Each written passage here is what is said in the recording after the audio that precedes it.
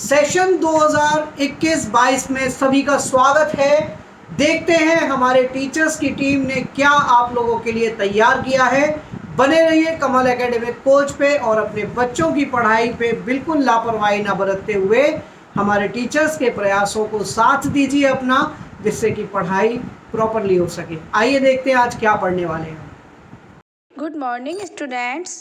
Today we will learn about Chapter 2, A Farmer and His Son in English Literature.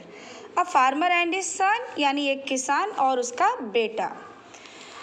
One day a farmer and his son were talking their donkey to the market to sell it. एक दिन एक जो किसान था और उसका बेटा था वो आपस में बात कर रहे थे कि वो अपने जो डंकी मीन्स गधा है उसको बाजार में बेच आए.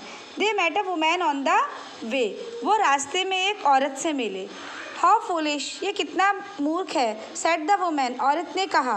दोनों के दोनों जो आदमी वो पैदल जा रहे हैं और डंकी को साथ में पकड़ करके ले जा रहे हैं. ये नहीं कि उसके पीछे पेट पर बैठ जाए. Hearing this, the farmer lifted his boy onto the donkey's back and walked happily along by the sun's side. अब उसने जब ये सुना तो उसको बुरा लगा, तो उस आदमी ने फार्मर ने क्या किया, अपने बेटे को उस गधे के ऊपर बिठा दिया और खुद बड़ा खुशी खुशी साथ में उस गधे के चलने लगा. Just then an old man saw them and cried. जब लोगों ने उस वृद्ध आदमी को देखा तो चिल्लाने लगे. You should be ashamed of yourself, young man. उस बच्चे से कहा कि young man, तुम्हें खुद पर शर्म नहीं आती है कि तुम्हारे पिता की तुम रेस्पेक्ट नहीं करते हो बिल्कुल भी. वो पैदल चल रहे हो और तुम गधे पर बैठकर चल रहे हो. The son quickly got down and helped his father get up on the donkey. तो उस बच्चे ने जल्दी से, लड़के ने क्या किया, वो गधे से नीचे उतर गया और उसने अपने पिता की मदद के लिए उन्हें डंकी पर बिठा दिया. They had gone only a little further when they came across a group of young girls. धीरे धीरे वो कोई एक पास की जगह से गुजर रहे थे तो तभी उन्होंने देखा कि एक जो लड़कियां थी उनका समूह यानी ग्रुप झुंड आ रहा था. Have you know sense at all, क्या तुम लोगों में बिल्कुल भी सेंस नहीं है. दे लाउड, वो हंसी.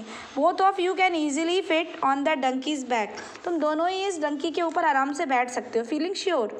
They were right. वो वास्तव में सही थी. The farmer helped his son get behind him on the donkey's back. तो उसके जो पिता था उसने क्या किया, अपने सन को भी डंकी की पीठ पर बिठा लिया. As they reached, और जैसे ही वो मार्केट में पहुँचे उन्हें वहाँ एक आदमी मिला.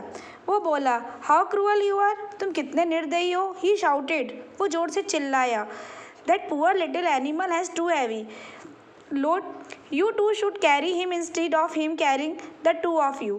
तुम दोनों के दोनों इस छोटे से बेचारे मासूम जानवर के ऊपर बैठे हुए हो, तुम्हें जरा भी शर्म नहीं आ रही है.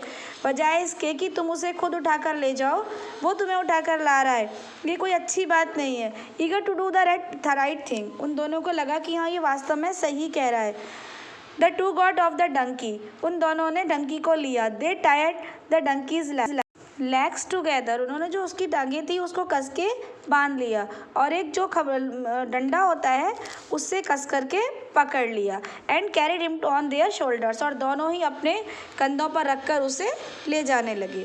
सीइंग दिस स्ट्रेंज साइट, अब वो जब अपनी दूसरी तरफ की तरफ पहुँचे तो द पीपल लाफ्ड, लोग देखकर हंसे. इन फैक्ट, वास्तव में दे लाफ्ड सो लाउडली, और वो बहुत तेज तेज हंस रहे थे.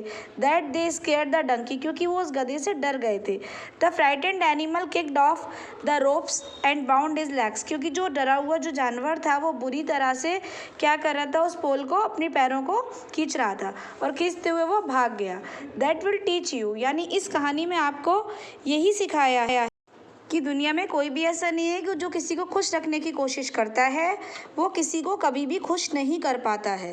तो आप हमेशा ध्यान रखिए कि कोई भी व्यक्ति कभी भी खुश नहीं हो सकता है. इसलिए आप अपनी बुद्धि, अपनी समझ और अपनी पूरी सूझबूझ से ही कोई भी कार्य करें. आप ये ना देखें कि हमें दूसरों को किस तरह से खुश करना है. Read this chapter. Thank you. Have a nice day.